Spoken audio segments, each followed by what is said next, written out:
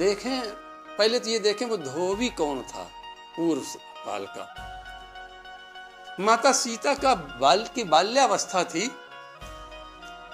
तो उनके यहाँ एक तोता नर्मदा में था। तो एक दिन माता सीता ने क्या किया कि दोनों को अलग अलग पिंजड़े में बंद कर दिया। तो उसमें से एक ने श्राप दे दिया, कहा कि जिस प्रकार तुम हमारे प्रेम को अलग अलग कर रही हो, हमको अलग अलग कर रही हो, ऐसे ही तुम्हारा भी पति पत्नी का वियोग एक दिन होगा। वही शुक जाकर त्रेता में राम जी के अवधपुरी में धोबी बना, और उसके कारण ही सीता से फिर पुनः वियोग भी हुआ। अब इस वियोग के पीछे आप देखें, भगवान की ही इच्छा थी ऐसा। ये वियोग भगवान की इच्छा से हुआ, नहीं तो आप बताओ 10,000 वर्ष राम जी को राज्य करते हो गए थे, उसके बाद धोबी ने कहा, नहीं तो 10,000 वर्ष से पहले नहीं कह सकता था। लेकिन 10,000 वर्ष राज्य करते हो गए, तब उस धोबी ने कहा, सीता जी की निंदा की। इसका कारण सुने आपका, राम जी की इच्छा। एक दिन माता सीता ने कहा कि भगवान, देवता बार बार आते हैं और प्रार्थना करते हैं, हे माता, अब तो भगवान के अवतार का कार्य पूरा हो चुका, अब चलें। आप चलेंगी तो प्रभु भी चलेंगे, तो इसलिए कोई ऐसी योजना बनाओ कि ये देवताओं की इच्छा पूरी हो। राम जी ने कहा ठीक है। राम जी योजना बनाने में बड़े निपुण, बड़े चतुर हैं साहब।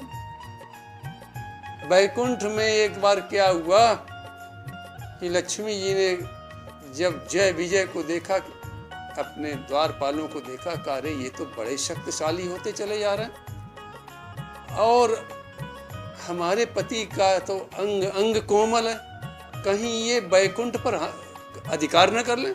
अब देखो, तो राम जी ने पूछा कि देवी क्या बात है, क्या सोच में पड़ गई? तो उन्हें बताया, तो उन्होंने कहा अभी हम योजना बनाए देते हैं। सनकाद ऋषि आ गए, सनकाद ऋषि आ गए, जय विजय के मन में आ गया। रोज आते थे सनकाद ऋषि, रोज दर्शन करने आते थे, लेकिन आज सनकाद ऋषि को देखकर जय विजय ने रोक लिया, छड़ी लगा दी आगे, कहा नहीं प्रवेश नहीं। सनकाद ऋषि ने श्राप दे दिया, जाओ 3 जन्म राक्षस हो जाओ। तुमने 3 पल हमको भगवान के दर्शन से रोका, 3 पल रोक दिया था, 3 जन्म के लिए असुर हो जाओ जाके। भगवान का अवतार हो गया, जय विजय का पतन हो गया। तो ऐसे ही आप देखो कि जब माता सीता ने कहा कि देवता बार बार आते हैं, तो राम जी ने व्यवस्था कर दी। एक दिन राम जी ने अपने एक विश्वास पात्र विजय, उससे पूछा कि भाई ये बताओ, रात्रि में तुम नगर की रक्षा में घूमते हो, हमारे विषय में, हमारी राज्य व्यवस्था के विषय में, सीता जी के विषय में, माताओं के विषय में, सब लोग क्या, प्रजा का क्या मत है, प्रजा क्या कहती है? तो उस विजय ने कहा कि प्रभु हम अब बता नहीं सकते। राम जी ने कहा नहीं बताओ, तुम रक्षक हो, रक्षक का काम है कि अपने राजा को सारी बात की सूचना दे, यदि नहीं बताओगे तुम धर्म से अपने गिर जाओगे। तो उस विजय नाम के रक्षक ने कहा प्रभु, जब हम पहरा दे रहे थे, रात्रि में घूम रहे थे, तो एक अपने नगर का धोबी बैठा हुआ आपस में कह रहा था कि देखो सीता जी पर बिना संदेह किए राम जी ने उनको रख लिया। अब हमें मालूम पड़ता है कि स्त्रियों के दुष्चरित्र हम लोगों को सहना पड़ेंगे। तो राम जी ने पूछा और कुछ करना, यही चर्चा कर रहा था। राम जी ने सीता को त्याग की व्यवस्था की। इधर एक और कारण है कि वाल्मीकि जी बार बार संदेश भेजते थे, क्यों वाल्मीकि जी सीता जी को अपनी पुत्री मानते थे और ये संदेश भेजते थे कि थोड़े दिन पुत्री को हमारे पास रख लो, रह जाए, किसी प्रकार थोड़े दिन हमारे पास पुत्री रह जाए हमारी। एक और कारण है सीता जी का त्याग का कि जो राम जी के साथ लंका के युद्ध में भागीदार थे, वो तो लंका से कुछ वापस आए थे, तो उनके मन में एक दिन ये अभिमान हुआ कि हम यदि न होते तो कैसे रावण का वध होता। तो भगवान राम ने कहा, अच्छा तुम्हारा भी अभिमान चूर चूर रोज करेंगे। तो जब लवकुश हुए तो लवकुश ने हनुमान जी तक को बांध लिया।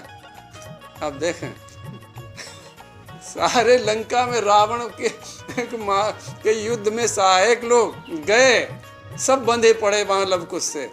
सबका अभिमान चूर चूर हो गया कि नहीं, हमने नहीं मारा तो राम जी ने। जब हम उनके पुत्र लवकुश से बंध गए, हार गए, तो सारा अभिमान चूर चूर हो गया उनका। तो राम जी की ये सब योजना थी। फिर सीता जी कैसे पृथ्वी में समाती, इसलिए क्योंकि देवता बार बार प्रार्थना करते थे जाने के लिए, और राम जी भी फिर कैसे जाते। तो इस प्रकार राम जी की ये सारी योजना थी, राम जी का ही ये सब बनाया हुआ खेल था। नहीं तो 10,000 वर्ष राज्य करते करते हो गए, कभी नहीं उस धोबी ने चर्चा की। 10,000 वर्ष के बाद चर्चा की, और भगवान राम ने 11,000 वर्ष अवध पर राज्य किया। उसके बाद अपने साकेत चले गए। तो इसलिए उसको दंड नहीं मिला, और उसके लिए क्या किया कि लोक विशोक बनाई बसाए, अच्छे लोग बना के उसको वहां विराजा, उस धोबी को। तो इस प्रकार तुलसी बाबा अवधपुरी की और सरयू जी की वंदना करने के बाद वहां के रहने वाले पूर्ण नारी इनकी वंदना करते हैं। अब माता कौशल्या की वंदना करते हैं कि बंदौ कौशल्यादिस प्राची, और कीरति जासु सकल जग माची, प्रगट्यौ जहाँ रघुपति शशि चारु, विश्व सुखद खल कमल तुषारु। माता कौशल्या की वंदना में क्या कहते हैं कि प्राची, प्राची माने पूरब दिशा। माता कौशल्या को पूरब दिशा बता रहे हैं, और भागवत में देवकी जी को पूरब दिशा बताया गया। का पूर्व दिशा, पूर्व दिशा से ही देखो सूर्य भगवान का उदय होता है। यद्यपि चंद्रमा पश्चिम में उदय होता है, लेकिन सबसे पहले उसका प्रकाश पूर्व दिशा में जाता है। तो पूर्व दिशा बहुत पवित्र है। तो कौशल्या जी बहुत पवित्र हैं, और उस पवित्र कौशल्या से कौन प्रकट हुआ का प्रगट्यो जहाँ रघुपति शशि चारु। कौन प्रकट हुआ का जैसे चंद्रमा 16 कला से प्रकट होता है, वैसे 16 कला से राम जी प्रकट हुए। इसलिए शशि चंद्रमा की उपमा दी। चंद्रमा यद्यपि पूर्व में उदय होता है, लेकिन उसका प्रकाश पहले पूर्व दिशा में दिखाई देता है। तब चंद्रमा का प्रकाश पश्चिम में जाता है, पहले पूर्व दिशा में जाता है। तो का चंद्रमा भी 16 कला से पूर्ण है और राम जी भी 16 कला से पूर्ण है।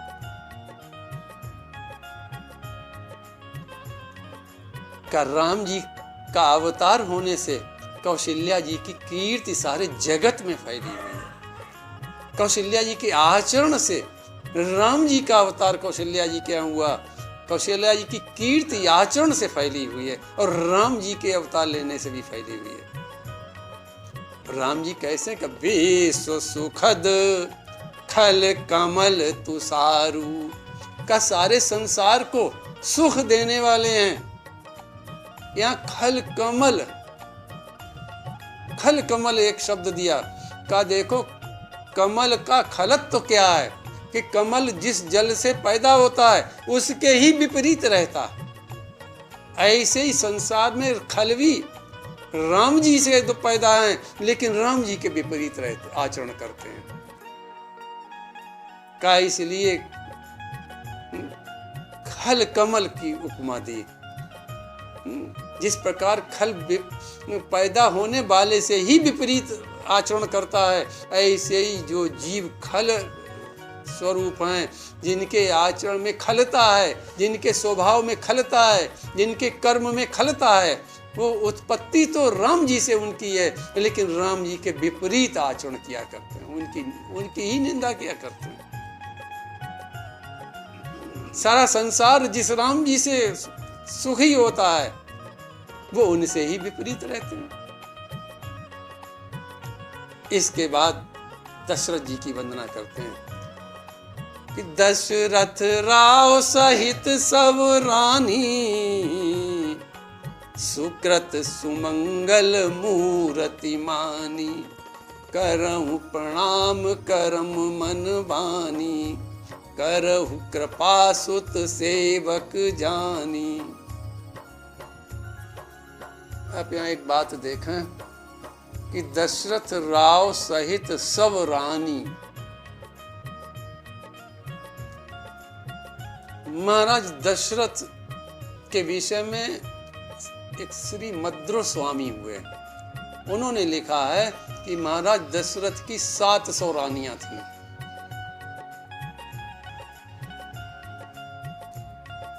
देखो महाराज दशरथ के विषय में हम बता चुके कि इंद्रिय नियंत्रण था उनका, तब तो दशरथ नाम पड़ा। इंद्रियों पर नियंत्रण था उनका। तो यहाँ भोग विलास के लिए रानियां 700 नहीं थी, यहाँ तो आचरणवान रानियां थी। 700 जो रानियां थी वो अभी आचरणवान थी, सब पवित्र आचरणवान थी। नहीं तो बाबा तुलसी क्या उनकी वंदना करते कि दशरथ राव सहित सब रानी। और फिर उन रानियों के विषय में क्या बताते हैं, सुकृत, अरे बड़ी पुण्यवान कर्म थे उनके, उनके बड़े पुण्य थे, उनके पूर्व जन्म के भी बहुत पुण्य थे। तब तो महाराज दशरथ के यहाँ आई, जहां राम जी का नित्य दर्शन करती होंगी, उस अवधपुरी के राजा दशरथ की रानी बनी। का सुकृत का सुमंगल मूर्ति, साक्षात किसकी मूर्ति है, का साक्षात पूर्ण और सुमंगलों की वो मूर्ति हैं। का रानी नहीं, वो तो मूर्तियां हैं। तो ऐसी आचरणवान, ऐसी पूर्णशाली, ऐसी पूर्णवान, ऐसी सुमंगल मूर्तियां जो 700 रानियां हैं, उनकी तुलसीदास जी राजा दशरथ के सहित वंदना करते हैं। और क्या कहते हैं, वंदना ही नहीं करते हैं, करम प्रणाम करम मन बानी, और करहु कृपा सुत सेवक जानी। हे महाराज दशरथ, हे रानियों, हम मन वचन कर्म तीनों से आपको प्रणाम कर रहे हैं और अपना बेटा हमें समझकर अपना सेवक समझकर हमारे ऊपर कृपा करो। देखो बेटा सुत और सेवक क्यों शब्द दिया। तुलसीदास जी अपने लिए कह रहे हैं कि हमें सुत और सेवक जानकर।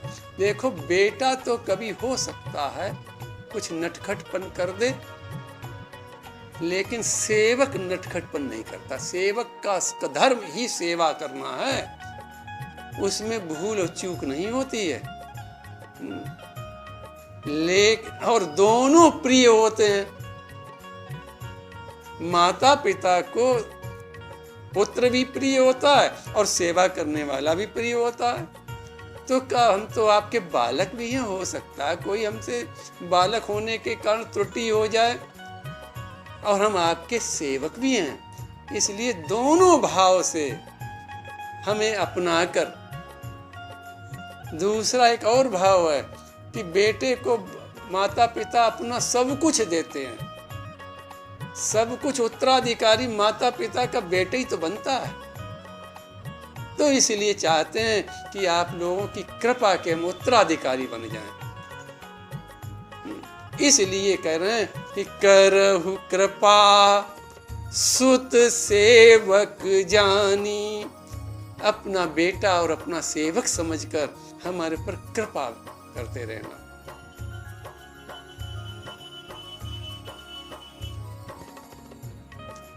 इसके बाद बंदऊं अवध भुआल सत्य प्रेम जेहि राम पद बिछुरत दीन दयाल प्रियतन त्रन इव परिहरऊ। फिर महाराज दशरथ की वंदना कैसे करते हैं कि बंदऊं अवध भुआल। अवध भुआल मानस में एक ही जगह शब्द ये आया, पूरी मानस में एक जगह शब्द आई है अवध भुआल, कहीं नहीं मिलेगा। ये अवध भुआल बाबा तुलसी क्यों कह रहे हैं? क्योंकि जब मनु के रूप में तपस्या कर रहे थे, भगवान राम ने प्रकट होकर क्या कहा था? हुयो अवध भुआल तब मैं होब तुम्हार सुत। इसलिए बाबा तुलसी को बहुत प्रिय ये कि राम जी ने कहा था कि अवध के भुआल जब तुम होगे तब हम तुम्हारे बेटे बनेंगे। इसलिए बाबा तुलसी अब अवध के भुआल के रूप में वंदना कर रहे हैं। और इसका एक बहुत गूढ़ कारण बताया आपको।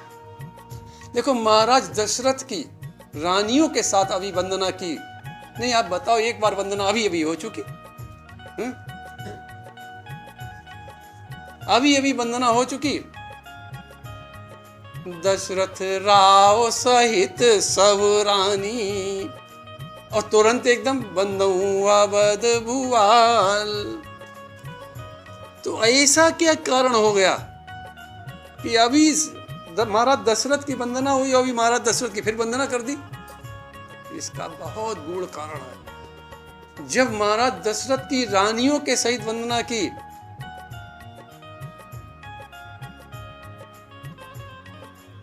ऊपर, तो का कश्यप और अदिति के रूप में वंदना की।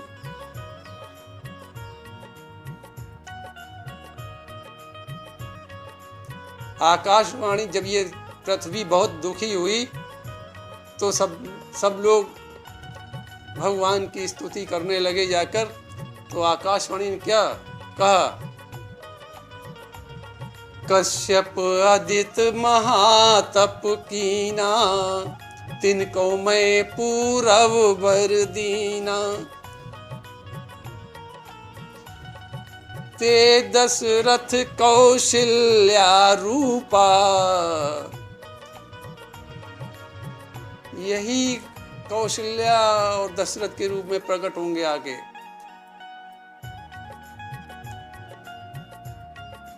तो कहा इन्होंने बहुत तप किया, हमने बहुत इनको वरदान दिया आने का, तो इसलिए कश्यप और अदिति के रूप में तुलसी बाबा ने ऊपर महाराज दशरथ की रानियों से जब वंदना की तो कश्यप और अदिति के रूप में वंदना की महाराज दशरथ की। तिनके ग्रह अवतरियों जाई, स्पष्ट कह दिया कि ये जब अयोध्या में जाकर महाराज दशरथ बनेंगे तो इन्हीं के यहाँ जाके अवतार लेंगे अपने अंशों के सहित। तो बाबा तुलसी ने महाराज उन कश्यप अदिति को, जिन्होंने दशरथ और कौशल्या के रूप में अवतार लिया, उस रूप की वंदना पहले कर रहे हैं और उसके बाद अवध भुवाल में मनु शत्रुपा की वंदना कर रहे हैं। क्यों कि मनु शत्रुपा के काल में भगवान राम ने यही कहा था कि हुयो अवध भुवाल तब मैं होव तुम्हार सुत।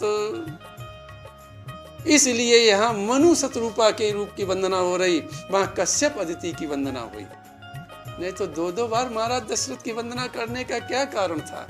यही कारण है। क्या दिव्य ग्रंथ है, आप देखें क्या गूढ़ ग्रंथ है रामचरितमानस।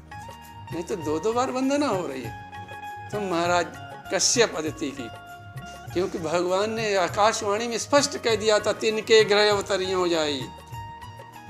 और यहाँ क्या कह दिया मनु शत्रुपा में, हुइयो अवध भुवाल तब मैं होव तुम्हार सुत। तो बाबा तुलसी मनु शत्रुपा के रूप में वंदना कर रहे हैं। बंदो अवध भुवाल, वो कैसे अवध भुवाल हैं कि सत्य प्रेम जे ही राम पद।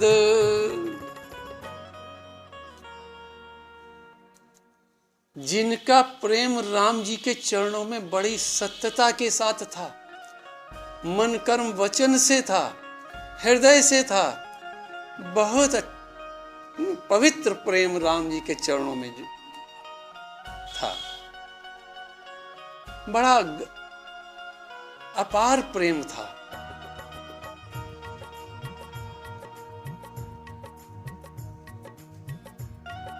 और उस प्रेम के कारण क्या हुआ कि जैसे ही राम जी छूटे, प्रियतन बिछुरत दीन दयाल। कौन बिछड़ा? कब वो दीनों पर कृपा करने वाला दयाल बिछड़ा। आज आप राम जी की दीनों पर कृपा तो देखें, दीनों से प्रेम तो देखें कि उन्होंने उन ऋषियों संत महात्माओं और कुछ लोगों का कल्याण करने के थोड़े रास्ते में राक्षस भी मिले, उनका भी कल्याण किया। संत महात्माओं का उनको दर्शन दिया, केवट को दर्शन दिया।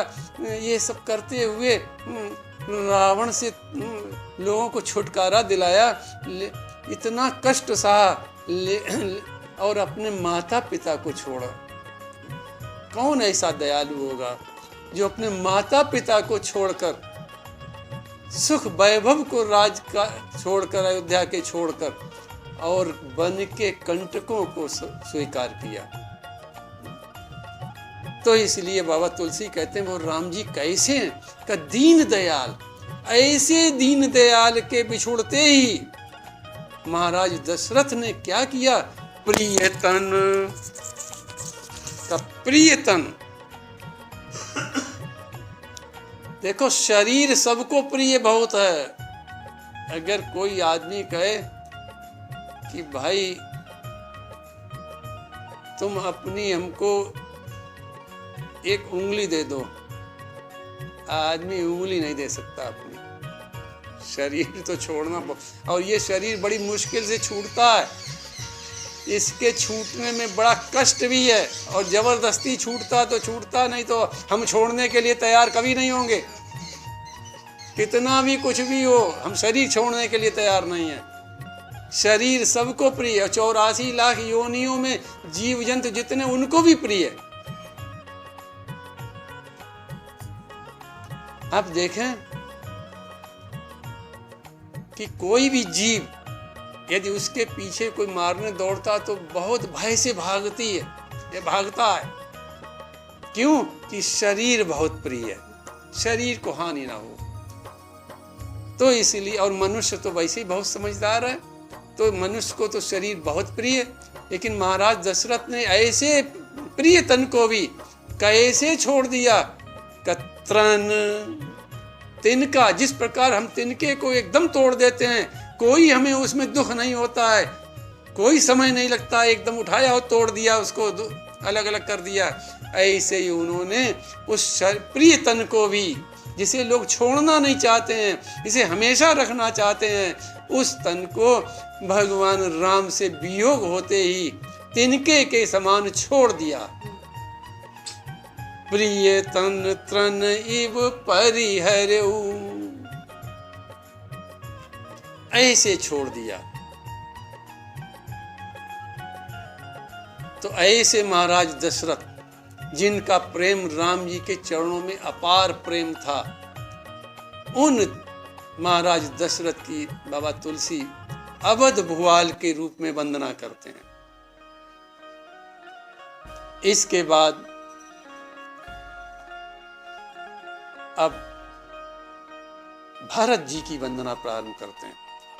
बंदऊ प्रथम भरत के चरना, जासु नेम व्रत जाहि न वरना।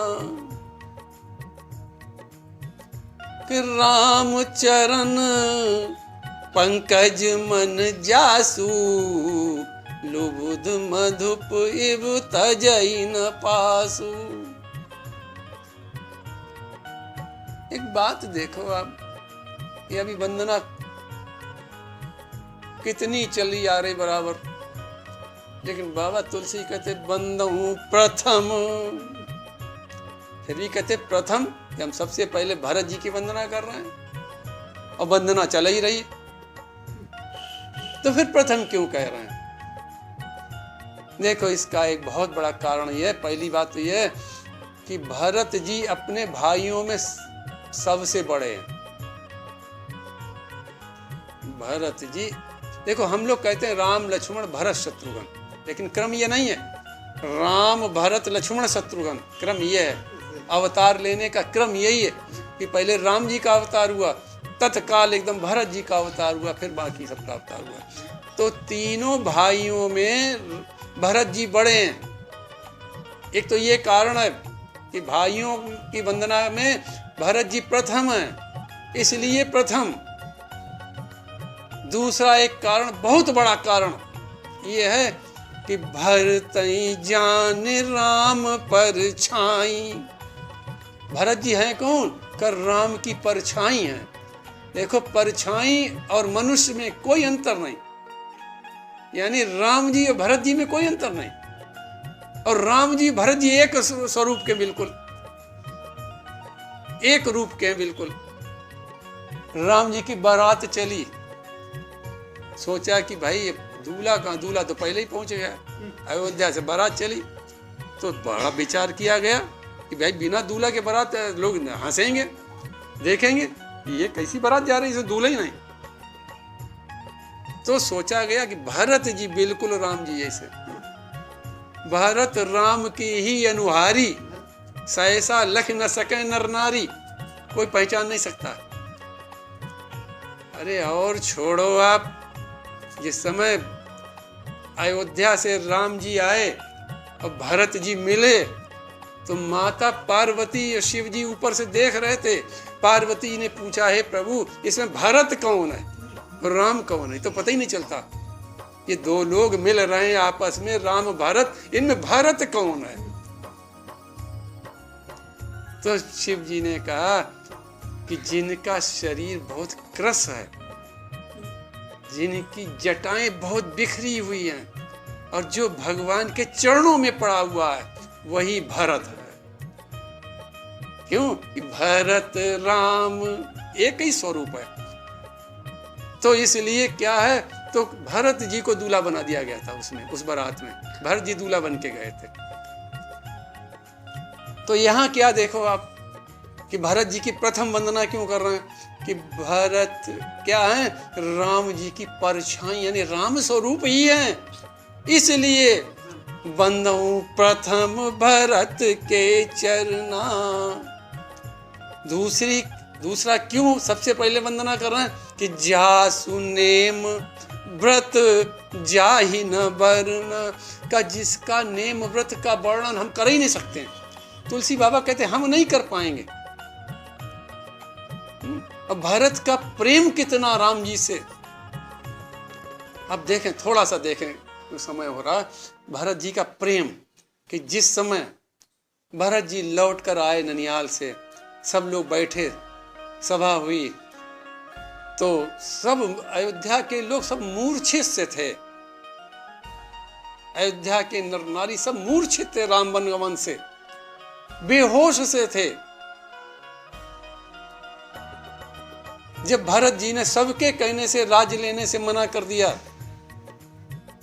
और अंत में ये कह दिया, देखे बिनु रघुनाथ पद जी की जरन न जाए, प्रात काल चली है प्रभु पाही। नहीं, आप लोग राज्य कह रहे हैं, हमारे हृदय में तो जलन पड़ी है। अब वो जलन कब जाएगी? कब भगवान राम के जब चरण का दर्शन हमको हो जाएगा। इसके लिए हम क्या करेंगे? प्रातः काल, कल सवेरे ही हम भगवान राम के पास। अरे क्या बात है, आप बताएं। बाबा तुलसी कहते हैं जो मूर्छित लोग थे, सुनत सबीज मंत्र जनु जागे। अरे मूर्छा जाग गई सबकी, ये सुनते ही कि कल चलेंगे। और जब सुना अवधवासियों ने कि भरत जी कल चलेंगे राम जी का दर्शन करने के लिए, सब चलेंगे हम लोग, तो क्या कहने लगे? भरत जी की ये बात सुनकर, प्रात काल चलियो प्रभु पाए, भरतई कहीं सराही सराही, राम प्रेम मूरति तनु आईया। भरत जी की प्रशंसा करने लगे सब, भरत ही कहाँ सराही सराही, बार बार राम जी की वो भरत जी की प्रशंसा कर रहे हैं। हे भरत, तुम बड़े प्रशंसनीय हो, तुम्हारा आचरण, तुम्हारी वाणी, तुमने जो आज ये कहा कि कल भगवान राम के पास चले, ये बड़ा हमको बड़ी प्रसन्नता हो रही, बड़ी प्रशंसा कर रहे हैं। और कह रहे तुम तो साक्षात भरत का शरीर जरूर तुम्हारा है, राम प्रेम की मूर्ति हो तुम, राम प्रेम मूरति तनु आई। अरे राम जी की मूर्ति के तुम्हारे सर, तुम भरत नहीं, तुम राम जी की मूर्ति स्वरूप हो। ऐसा कह कह के बार बार प्रशंसा भरत जी की कर रहे हैं। और जब प्रयागराज पहुंचे तो लोगों ने कहा कि वहां ऋषि लोग बैठे थे, कहा कि आपका नाम भरत है? भरत ने कहा नहीं, हमारा नाम भरत नहीं। कहा नहीं, हमने सुना आपका नाम भरत है। तो भरत ने कहा कि देखो, भरत तो उसका नाम होता है जो सब कुछ सबको भरता है, सब कुछ भरता है। और हमने तो अपनी माताओं की मांग का सिंदूर भरा नहीं, पोंछ दिया। तो बताओ हम भरत कहां से? भरत का अर्थ है भरने वाला। तो कहा कि हम तो पोंछने वाले हैं माताओं की मांग का सिंदूर। फिर कुछ ऋषि आए, उन्होंने कहा हमने सुना भरत जी आए, आप भरत हैं? भरत जी ने कहा नहीं, भरत तो वो होता है जो सबका पेट भरता है, हमने तो सबके पेट खाली कर दिए। कर राम वनगमन जब से हुआ, अवध के लोगों ने भोजन छोड़ दिया,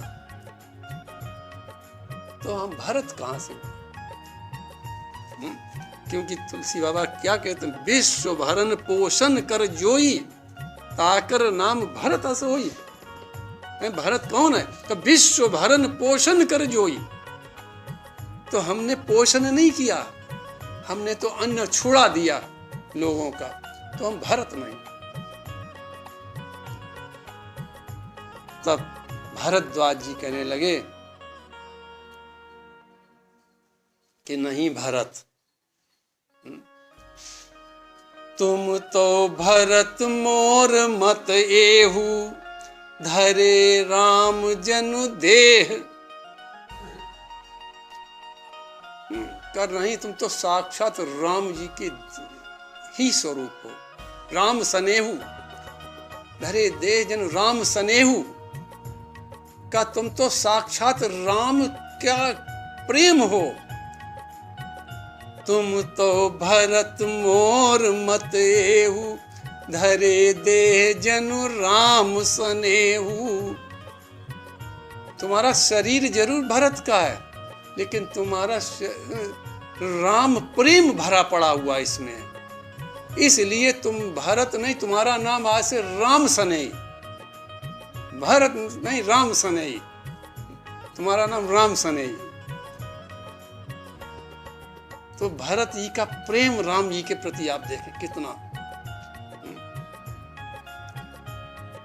जब भरत जी जा रहे थे तो इंद्र ने देखा कि भरत जी जा रहे राम को मनाने, ऐसा ना हो भरत जी लौट आए। तो उन्होंने अपने गुरु बृहस्पति से कहा कि हे गुरुदेव कुछ ऐसा करो जिससे कि बाधा पड़ जाए, भरत जी लौट आए, न मिल पाए, राम भरत मिलन न हो पाए। तो उन्होंने कहा, गुरु बृहस्पति ने कहा, अरे तुम जानते नहीं भरत कौन है, ये ऐसा अपराध मत कर देना कहीं। अगर तुमने भरत जी के प्रति अपराध कर दिया तो राम जी अपना अपराध मानेंगे। क्यों? उनके सेवक के प्रति किया हुआ अपराध राम जी अपना अपराध मानते हैं, फिर तुमको दंड बहुत मिलेगा। भगत शिरोमन भरत ते, जन डर पऊ सुरपाल। अरे डरो, सुरपाल माने इंद्र, डरो इंद्र। भरत हैं कौन? भगत शिरोमणि भरत। अरे भक्तों के शिरोमणि हैं, भक्तों में अग्र हैं, बिल्कुल राम जी के भक्तों में सबसे प्रथम है ये। तो भगत शिरोमणि भरत ते, जन डर पऊ सुरपाल। ऐसा मत कर देना कहीं। इसलिए इनकी रास्ते की बाधाएं दूर करो, इससे राम भरत मिलन हो जाए। तो भरत का प्रेम, अद्वितीय प्रेम राम जी के प्रति, और राम जी का भी भरत के प्रति प्रेम देखें। जिस समय भरद्वाज जी ऋषि के आश्रम में राम जी पहुंचे, स्नान किया, तो वशिष्ठ जी ने कहा, राम जी हाथ में जल लो, संकल्प करो। संकल्प लेने के लिए जल की दिया, तो संकल्प में भरत शब्द आता है। भरत खंडे, आर्यावर्ते भरत खंडे। जैसे ही ये शब्द भरत बोला, यानी संकल्प के मंत्र का भरत शब्द सुनकर राम जी रो पड़े। देखें कैसा भरत के प्रति राम जी का प्रेम।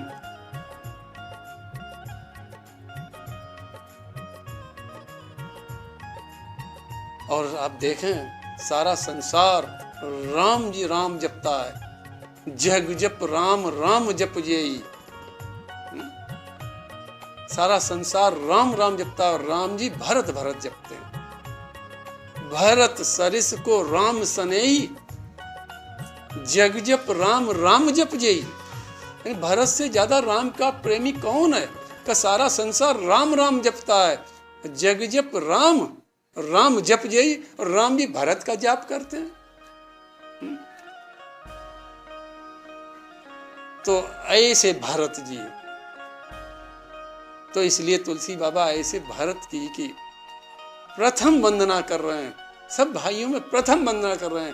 और क्या कहते हैं कि बंदऊ प्रथम भरत के चरना, कज्जासु नेम व्रत जाहि न बरना। नेम व्रत कैसा है कि राम जी वन में रह रहे हैं, लखन राम सिय कानन बसई, और भरत भवन बस तन तप कसई। राम जी अवध में छोड़कर वनवास में भी रह रहे हैं, और भरत जी अयोध्या के महलों को छोड़कर जमीन में गड्ढा खोदकर वहां रह रहे हैं। आप देखें भरत जी ने गड्ढा क्यों खोदा? उन्होंने कहा स्वामी जी भूमि पर शयन करते हैं, बैठे हैं, तो हम स्वामी से नीचे बैठे, सेवक का काम है स्वामी से नीचे बैठना, इसलिए 7 हाथ गड्ढा खोदा और उसमें बैठे। राम जी वहां तप कर रहे हैं, भरत जी यहाँ गड्ढे में बैठकर तप कर रहे हैं। भरत भवन तन तप कसम। और जो बड़े बड़े मुनि दर्शन करने के लिए भरत का आए, देखी दशा मुनि राज लजाही, सुनिव्रत नेम साधु सकुचाई। तुलसी बाबा कहते सुनिव्रत नेम साधु सकुचाई, साधु सकुचा गए देखकर भरत जी को, हम तो बेकार में साधु बने घूमते हैं, सही में तो भरत साधु हैं जो दिन रात राम जप राम जप राम जप कर रहे हैं, 24 घंटे राम जप हो रहा है। और देखी दशा मुनिराज लजाई, बड़े बड़े मुनियों को लज्जा आ गई कि ऐसा वैराग्य, हम तो केवल कहने के लिए वैरागी मुनि हैं, ऐसा वैराग्य देखने में नहीं आया। तो इसलिए बाबा तुलसी कहते हैं कि ऐसे नेम व्रत वाले भरत जी का वर्णन हम करने में असमर्थ हैं, उनके नेम व्रत का। हम तो केवल उनके चरणों की वंदना कर रहे हैं। और तुलसी बाबा को भरत जी बहुत प्रिय हैं। क्यों? तुलसी बाबा क्या कहते हैं? कलि काल तुलसी से सठन, हट राम सन्मुख करत को। कर राम जी के सन्मुख भरत जी आपने ही हमको तो किया, नहीं तो तुलसी जैसा सठ, तुलसी जी आज जी अपने को सठ कह रहे हैं, कलिकाल तुलसी से सठन का, तुलसीदास जैसा सठ और इस कलिकाल जैसा समय, राम जी के सन्मुख तो आप ही हमें करने वाले। देखो हमें ये लगता है कि बाबा तुलसी भरत जी के साथ गए राम जी का दर्शन करने के लिए, और हम तो कभी कभी कहा करते कि बाबा तुलसी तो महाराज दशरथ और कैकेयी के संवाद में कोप भवन में भी थे, कोने में खड़े, नहीं इतना आंखों देखा हाल नहीं कोई लिख सकता, बिल्कुल आंखों देखा हाल लिखा। महाराज दशरथ को रानी कैकेयी के चरण पकड़ते देखा, बोलो, ये तो कोप भवन में कहीं कोने में खड़े थे तुलसी बाबा। ऐसे तुलसीदास जी जब भरत जी गए हैं तो तुलसी बाबा भी गए, तो तुलसी बाबा कहते कलि काल तुलसी से सठन, राम सन्मुख करत को। और भरत जी राम जी के बहुत प्यारे हैं, प्यारे हैं तो हमारी थोड़ी विनती भी कर, हमारी प्रार्थना सुनकर राम जी से हमारी भाई थोड़ी कह भी देंगे कि राम जी तुलसी बाबा पर कृपा कर दो थोड़ी। और भरत जी की क्या प्रार्थना क्यों कर रहे हैं कि राम चरण पंकज मन जासु, लुब्ध मधुप इव तजई न पासु। भरत जी कैसे हैं? एक उदाहरण दे रहे हैं कि राम जी के चरणों में उनका कैसा प्रेम है जो एक क्षण के लिए अलग नहीं होता। लुब्ध मधुप इव का, भौरे का और कमल का उदाहरण दे रहे हैं कि भौरा कमल से कितना प्रेम करता है कि उस पे बैठता है और आनंद लेता है, और आनंद लेते लेते उसको छोड़ता नहीं, संध्या हो जाती है और उसमें बंद हो जाता है। जबकि भौरे में ताकत है लकड़ी को काटने की, लकड़ी में छेद करके भौरा निकल सकता है लेकिन उसमें छेद नहीं करता है, क्योंकि इतना प्रेम है उसको। ऐसे ही राम जी के चरणों में भरत जी का प्रेम 24 घंटे है। ऐसा मन लगा हुआ है, भंवरे के समान मन लगा हुआ है राम जी के चरणों में। अब भाई यहीं विश्राम करेंगे, आगे वंदना फिर। प्रणवो पवन कुमार, खलवन पावक ज्ञान घन, जासु हृदय आगार, बसहि राम सर चाप धर।